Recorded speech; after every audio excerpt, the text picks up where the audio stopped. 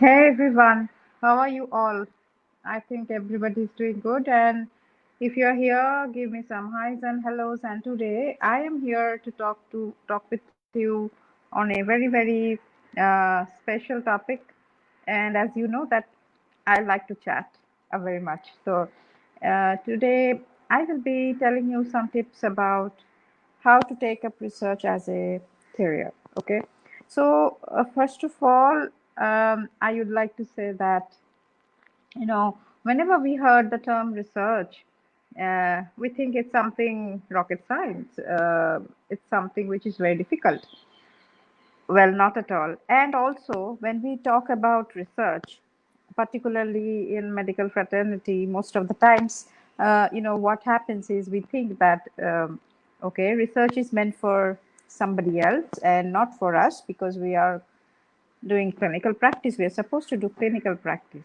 That's something which is not right because, you know, uh, research is an area which helps you to understand and apply your creativity.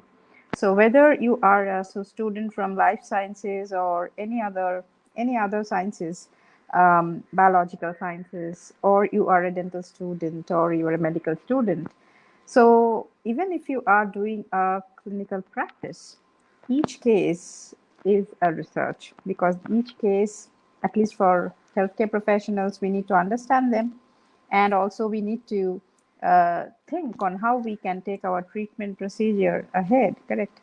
So it's all about creativity and it's all about research.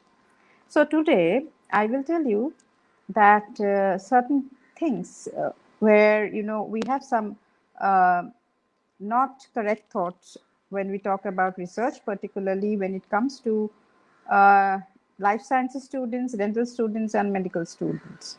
Okay, so if you are aspiring medical student or even you are undergraduate, you are very much eligible to get into a career with research because it has immense applications. It can take you to heights of your career. It can uh, give you lots of money at certain point when you reach. It will also give you a lot of accreditation, which I think in any other profession you rarely get it. And most importantly, you can use your creative thoughts there. You can always brainstorm. Each day is a challenge.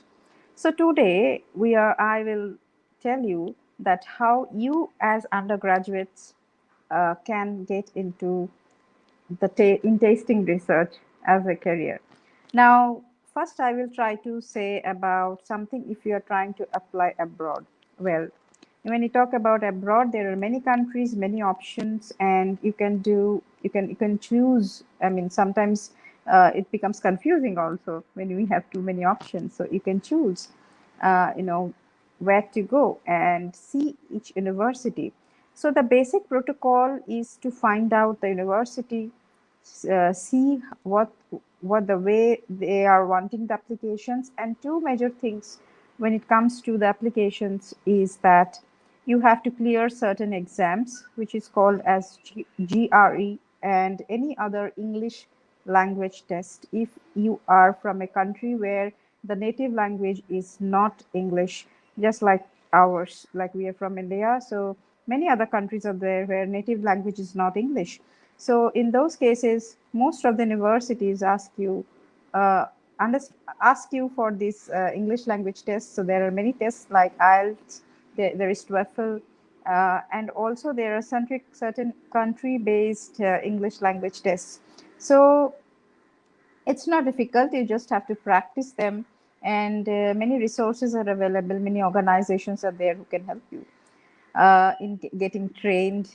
And basically, they will see your speaking, writing, listening skills because, as you understand, the way we speak, our accent, our pronunciation will not be similar.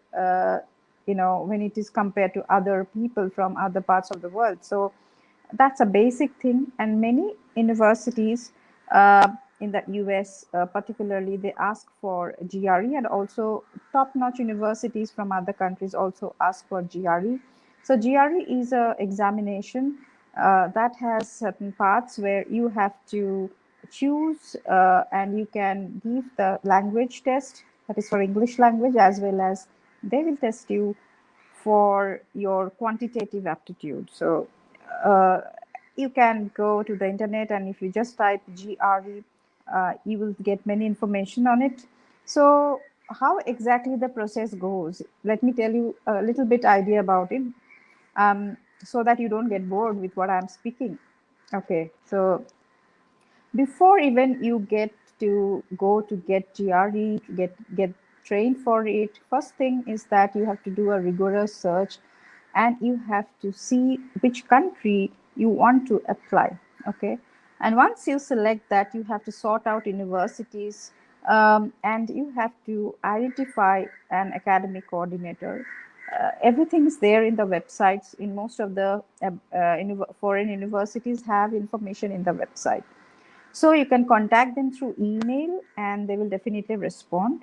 And in most of the cases, it is better that if you identify a department of your choice, and then you identify some scientist or professor or assistant professor, I mean a faculty, with whom also you can directly start mailing them and telling about your research interest or the field that you are interested and that you want to go there and work with them. So there are different ways that you can do. If you are an undergraduate, then there are certain cases you can take up some short courses through which you can directly go into a master's as well as a PhD integrated course, or you can go for a master's and then PhD. That's a conventional norm. And also there are certain small training courses which you can take, and they very much prefer experience. So if you gain experience at the first hand from, like for example, if you're applying from India, so if you have some research experience or any small publication, then that's very good. Now you might think, at UG, as a UG, how can I publish? Yes, you can do, because I think we have a provision of doing undergraduate research very much in all the institutions.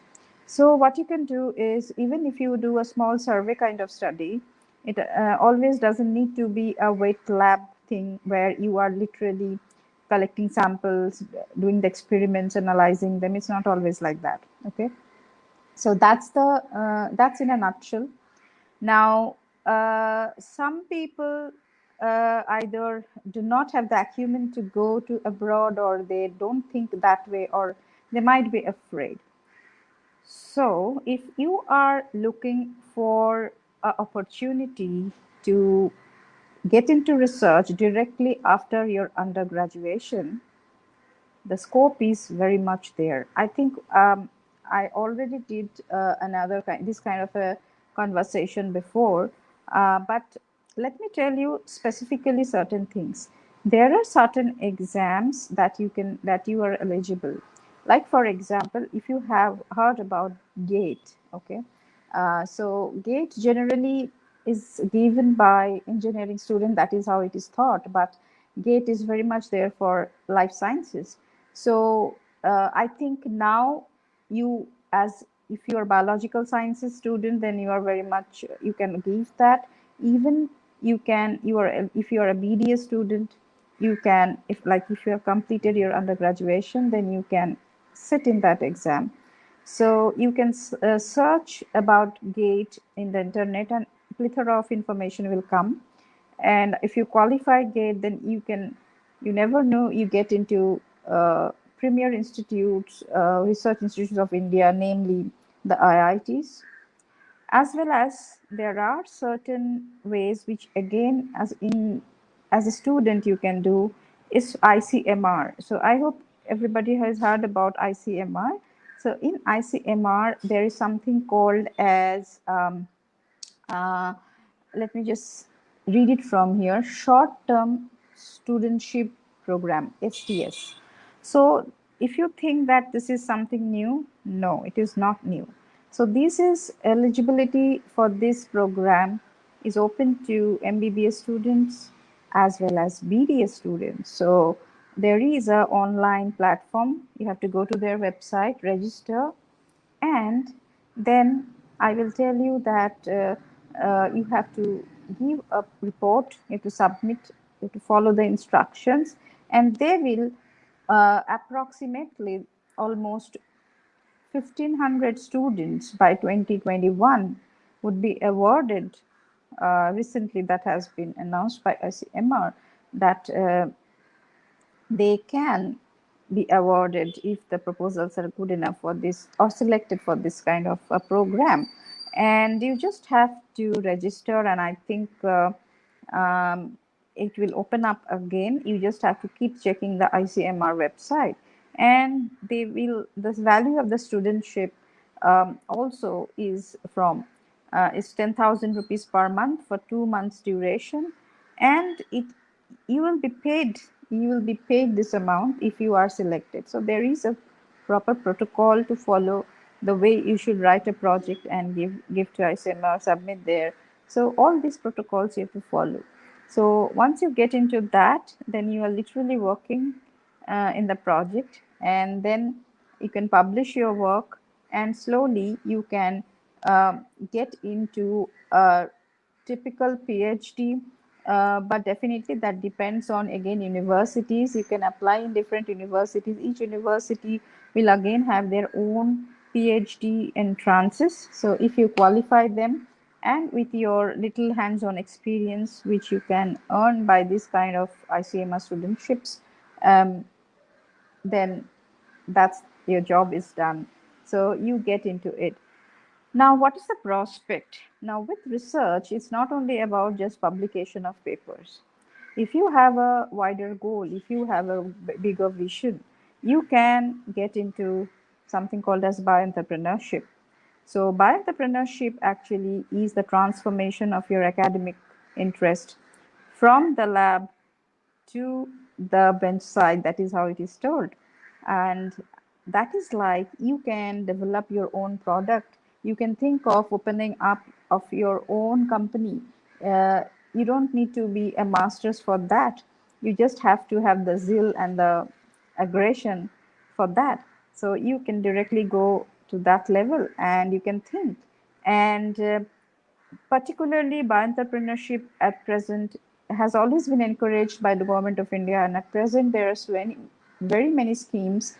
There are many grants even for students. You can apply for, if your project is robust, if your idea is good. So basically you have to identify a social problem, and through your scientific proposal or your work, it should try to solve that social problem. Okay, so little bit I told, this was a very informal talk which I thought would be helpful for many of you who are listening to me or maybe seeing this video later on.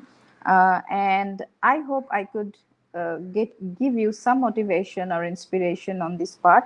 And if you have any questions, please feel free to write in the comment section, and whenever I see them, I will definitely try to answer those. So take care and don't worry. You have a very bright future, and just think that there is a positive for everything that happens. Okay, we just need to identify the opportunity and grab it. Okay, so till then, stay safe, take care, and bye. Goodbye.